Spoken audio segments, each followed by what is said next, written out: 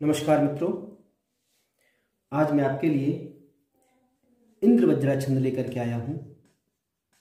इंद्र वज्रा, ये इंद्र वज्रा छंद क्या होती है, क्या इसका लक्षण है और क्या इसका उदाहरण है। तो चलिए शुरू करते हैं देर न करते हुए। इंद्र वज्रा, आज हम इंद्र वज्रा और उपेंद्र वज्रा दोनों को समझेंगे, तो दोनों छंद एक साथ समझ में आ जाएंगी। इंद्र वज्रा को समझने के लिए हमें सबसे पहले उसका लक्षण देना होगा कि इंद्र वज्रा क्या है। इसका लक्षण है स्यादिंद्र वज्रा यद तौ जगौगः। लिखेंगे क्या है? स्यादिंद्र वज्रा यदि तौ जगौगः, ये इसका लक्षण है। अब इसका मतलब क्या है?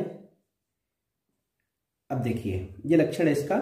स्याद इंद्र वज्रा, स्याद इंद्र वज्रा, स्याद इंद्र वज्रा यदि तौ जगौगः, इतने इसमें शब्द हैं। तो कहते हैं कि इंद्र वज्रा छंद किसे कहते हैं कि यदि हो, स्यात् हो इंद्र वज्रा, माने इंद्र वज्रा, इंद्र वज्रा यदि हो क्या? तौ, तौ का मतलब दो तगड़, ज जगड़ और गौ दो गुरु वर्ण हो। यानी कि जिस छंद में, थोड़ा सा समझेंगे इसको। पहली बात यह है कि इस छंद के प्रत्येक चरण में 11-11 मात्राएं होती हैं। तो क्या लिखेंगे? देखिए, लिखा है जिस छंद के प्रत्येक चरण में क्रमशः, क्रमशः मतलब क्रम से, किस क्रम से? क्रमशः क्या हो? तगड़, तव का मतलब ये लिखा है ना तगड़, तो दो तगड़, यानी कि तगड़ और दूसरा भी तगड़। जगड़ यानी कि एक जगड़, तो क्या हो जाएगा यहां? जगड़। गौ, गौ का मतलब दो गुरुवर्ण और दो गुरु वर्ण होते हैं तथा एक नियम और है कि 11वें अक्षर पर यति होता है, अल्प विराम होता है, उसे क्या कहेंगे? इंद्र वज्रा छंद। उसे कौन सा छंद कहेंगे? इंद्र वज्रा छंद कहते हैं। ठीक है ना? यानी कि क्या क्या होना चाहिए इसमें, समझ लीजिए। क्या क्या होना चाहिए? दो तगड़, क्या क्या होना चाहिए? तगड़, एक जगड़, दो तगड़ का तगड़, जगड़, और अंत में है गुरु, दो गुरु वर्ण होने चाहिए, यानी कि दो गुरु। अब इसमें मात्राएं तो आपको पता होगा। तगड़ में क्या होता है? तगड़ में क्या होता है? ताराज, तगड़ में भी ताराज, यानी कि गुरु गुरु लघु। जगड़ में जभान, यानी कि लघु गुरु लघु, और दो गुरु, यानी कि इस क्रम से लिखा है। और टोटल कितने वर्ण हैं पूरी छंद में? 44। भाई 4 चरण हो गए ना, यानी कि 11 इसमें, 11 इसमें, 11 इसमें और 11 इसमें। लिखा ना 11 पे थी तो एक कॉमा लग जाएगा। यानी कि ये कहता है कि जिस छंद के प्रत्येक चरण में क्रम से क्या हो? तौ, दो तगड़, यानी कि तगड़ तगड़, दो तगड़, जगड़, ज एक जगड़, गौ यानी कि दो गुरु वर्ण, तो आपका वो छंद कहलाएगा कौन सा? इंद्र वज्रा छंद। अब इसका हम क्या करें? उदाहरण देखते हैं। तो उदाहरण क्या है? आपने अभिज्ञान शाकुंतलम पढ़ा होगा, और अभिज्ञान शाकुंतलम में जो लक्षण है, जो उदाहरण है, चतुर्थ अंक में एक श्लोक आया है जो कि महत्वपूर्ण श्लोक है, जो 4 श्लोक महत्वपूर्ण है, जो मुख्य उपदेशक जो श्लोक है उसी में से एक श्लोक है। तो क्या है? हाँ, तो उदाहरण क्या है देखिए, उदाहरण है अर्थो ही कन्या, इसको ऐसे ही पढ़ सकते हैं, अर्थो ही कन्या परकीय एव तामद्य संप्रेष्य परिग्रहीतुः जातो ममायं विशदः प्रकामं प्रत्यर्पितन्यास एवांतरात्मा। तो ये आपका उदाहरण है किसका? इंद्रवज्रा छंद का।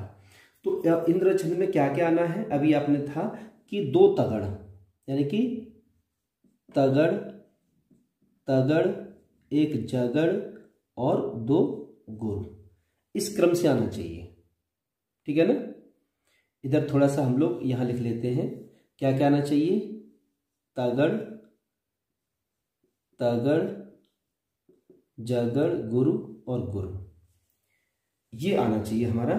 तो हमारा छंद आपका इंद्रवज्रा हो जाएगा। अब देखिए, हमने पहले बताया था कि मात्राओं की गणना अगर सही हो जाती है तो आपकी छंद सही जाएगी। अब इस मात्रा लगाइए, आ पर 1 आएगा 2, इस पर 1 नहीं 2, क्यों? क्योंकि र और थ ये संयुक्त व्यंजन है, तो इससे पहले 2, ठीक है। ओ 2, ही 1।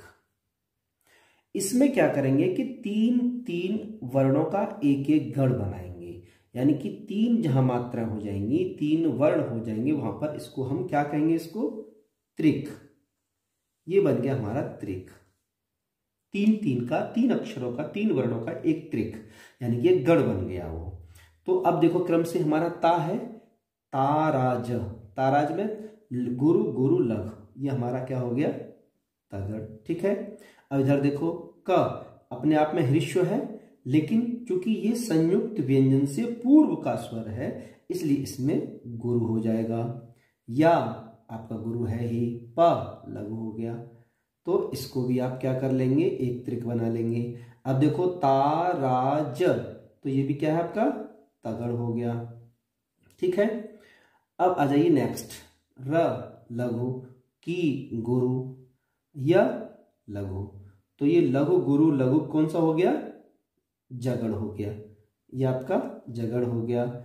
ए गुरु व लघु है, लेकिन एक हमने नियम पढ़ा था कि अंतिम पाद का अंतिम वर्ण लघु हो, लेकिन आवश्यकता पड़ने पर पादांतस्थम विकल्पेन नियम से उसको गुरु मान लिया जाता है। तो ये भी आपका हो गया दोनों गुरु, ठीक है ना। यानी कि पहले चरण में हमारी मात्रा है, ठीक, क्या क्या? तगड़, तगड़, जगड़ और 2 गुरु वर्ण, और टोटल मिला के कितने अक्षरों को काउंट कर लो? 1 2 3 4 5 6 7 8 9 10 11, यानी कि ये वर्ण हो गए 11 वर्ण। और प्रत्येक चरण में 11 वर्ण होंगे, प्रत्येक चरण में 11 वर्ण होंगे, तो टोटल हो जाएंगे 11 44 वर्ण हो जाएंगे।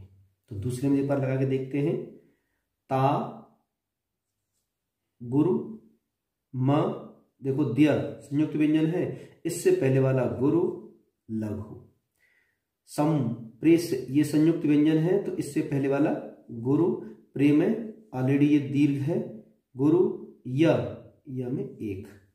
जहां समझ में आए आप कमेंट में मुझे लिख के पूछ सकते हो कि ये कहां से आ गया।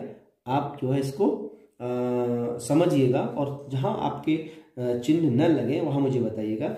चिन्ह गलत नहीं होने चाहिए, अगर मात्राएं गलत हो गई तो फिर आपका वो छंद ठीक नहीं जाएगा।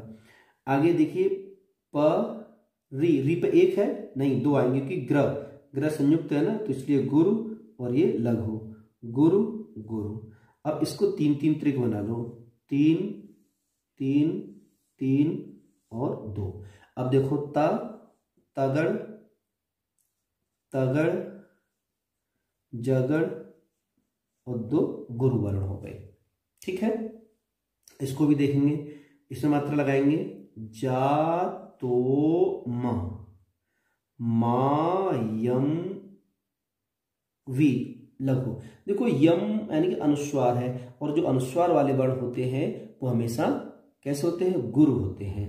तो ये गुरु हो गया, श लघु हो गया, और ये क्या है आपका दह विसर्ग है, तो ये भी गुरु होगा, प्र लघु होगा, गुरु होगा और गुरु होगा।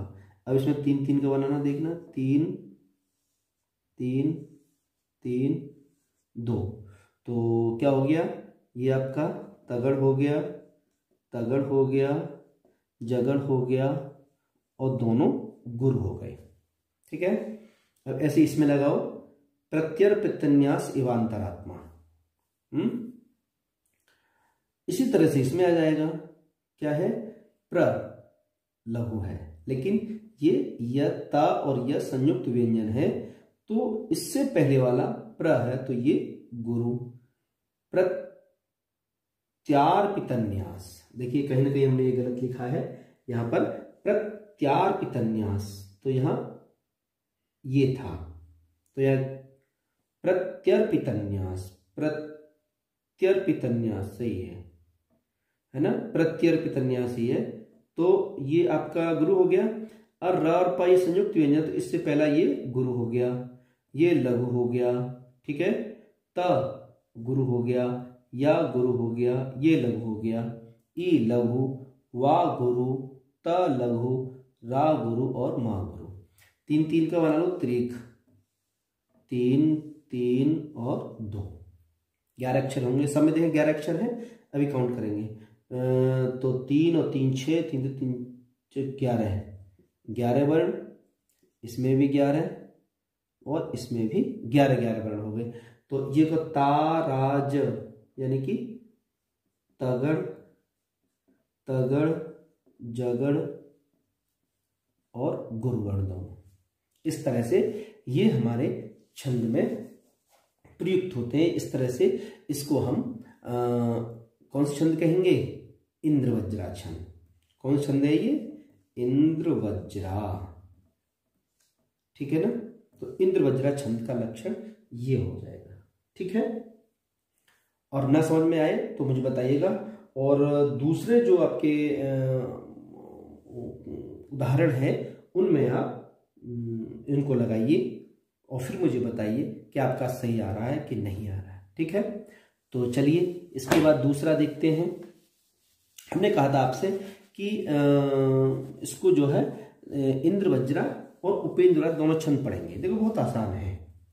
इंद्रवज्रा छंद का लक्षण था, ध्यान से देखना, इंद्रवज्रा का जो लक्षण क्या था, स्यादिंद्र वज्रा यदि तौ जगौ गह। ये लक्षण है किसका, इंद्रवज्रा का। अब यहां पे हम लोग पढ़ते हैं एक छंद है उपेंद्रवज्रा, ठीक है।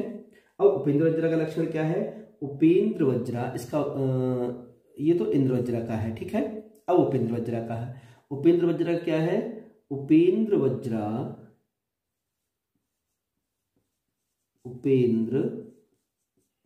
वज्रा जत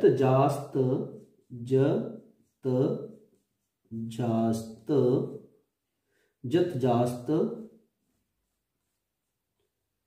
तो गौह, ठीक है। ये है, ये क्या कहता है कि जिस छंद के प्रत्येक चरण में क्या क्या हो, यानी कि जिस छंद के प्रत्येक चरण में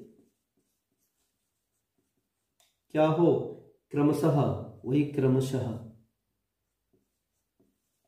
क्रमशः माने क्रम से, क्या क्या हो, देखो ज त जा लिखा है ना, ज त जास, ठीक है। और फिर लिखा है ततो गौह, तो ज यानी कि जगड़ हो, ठीक है। इसके बाद तगड़ हो, इसके बाद फिर जगड़ हो और अंत में दो गुरु वर्ण हो।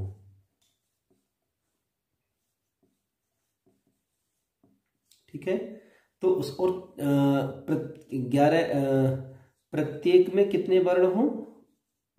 11। अब ध्यान देना, ये जो इंद्र वज्रा था और ये है आपका उपेंद्र वज्रा। इंद्र वज्रा में क्या था, देखना ध्यान से। इंद्र वज्रा में था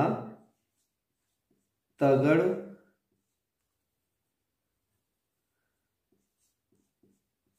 तगड़, तगड़, तगड़ और क्या था इसमें? रगड़। सॉरी, क्या है ये? तगड़, तगड़ और जगड़ और दो गुरु वर्ण थी। ठीक है, इंद्र वज्रा में। और उपेंद्र वज्रा में क्या है? उपेंद्र वज्रा में क्या है, देखिए इसमें लिखा है उपेंद्र वज्रा। अंतर देख लो और समझ में आ जाएगा। उपेंद्र वज्रा में क्या है? पहले जगड़, फिर तगड़, फिर जगड़ और फिर दो गुरु। तगड़ तो गुरु गुरु लघु, गुरु गुरु लघु, लघु गुरु लघु। ठीक है, और दो गुरु वर्ण है ये। इसमें लघु गुरु लघु, गुरु गुरु लघु, लघु गुरु लघु। अच्छा, इसमें भी प्रत्येक चरण में 11 और इसमें प्रत्येक चरण में 11। इसमें टोटल 44 और इसमें भी टोटल 44 अक्षर। इतनी बार होंगे। अंतर कहाँ रहा ये देखो, केवल और केवल इसका अंतर है, बस, बाकी कुछ नहीं है इसमें। उपेंद्र वज्रा और ये इंद्र वज्रा। इंद्र वज्रा और उपेंद्र में कोई अंतर नहीं है, केवल और केवल एक इसका अंतर है। यानी कि यहां पर इंद्र वज्रा में गुरु है और यहां पर ये लघु है। यानी कि पहले तो इंद्र वज्रा में दो तगड़ एक जगड़ है और इसमें दो जगड़ एक तगड़ है और बीच में तगड़ और आगे पीछे जगड़ है। इस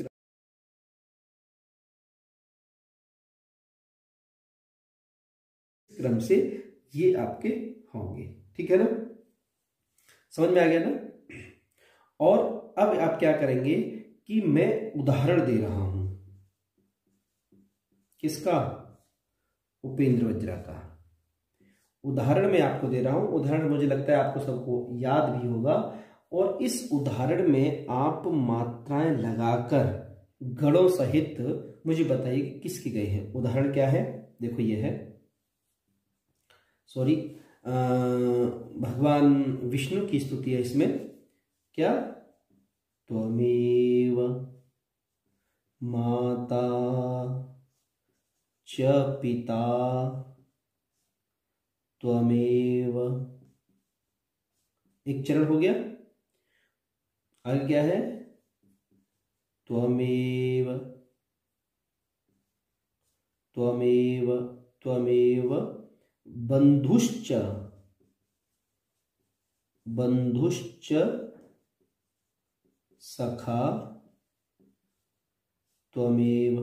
आगे है त्वमेव विद्या द्रविड़म त्वमेव, त्वमेव विद्या द्रविड़म त्वमेव। ठीक है ना। त्वमेव सर्वम मम देवदेव, त्वमेव सर्वम मम देव देव। ये है, ये हमने उदाहरण लिख दिया है और इस उदाहरण में आप अब ये आपकी ड्यूटी है कि इसके हिसाब से, ये भी है, इनके हिसाब से, यानी कि प्रत्येक चरण में एक क्या होगा? जगड़ होगा, फिर एक तगड़ होगा, फिर एक जगड़ होगा और अंत में 2 गुरु वर्ण होंगे। इस क्रम से चारों के चारों में सेम होगा, चारों के चारों में एक जैसा होगा। पहले जगड़, फिर तगड़, फिर जगड़ और फिर 2 गुरु वर्ण। इंद्रवज्रा में क्या है, पहले तगड़, फिर तगड़, फिर जगड़ और 2 गुरु वर्ण। ठीक है ना।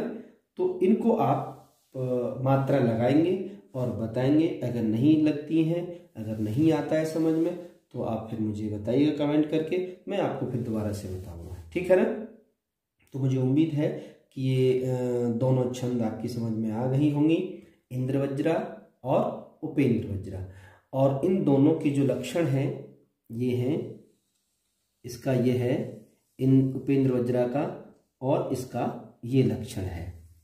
लक्षण क्या है, स्यात् इंद्रवज्रा यदि तौ जगौगः, जिस छंद के प्रत्येक चरण में 2 तगड़ हो, 1 जगड़ हो, 2 गुरु हो, वो इंद्रवज्रा है। और जिस छंद के प्रत्येक चरण में 1 जगड़ हो, फिर 1 तगड़ हो, फिर 1 जगड़ हो, 2 गुरु वर्ण हो, तो वो आपका उपेंद्र वज्रा है। दोनों में 11-11 वर्ण होते हैं, टोटल दोनों में 44, उसमें भी 44 वर्ण होते हैं। दोनों में ये सममात्रिक छंद है, चूंकि समान मात्राएं हैं चारों चरणों में, इसलिए इसको सममात्रिक छंद कहा जाता है। तो उम्मीद है कि ये छंद आपको समझ में आया होगा। अगर नहीं समझ में आया है तो फिर बताइए, हम फिर पुनः प्रयास करेंगे। तब तक के लिए नमस्कार।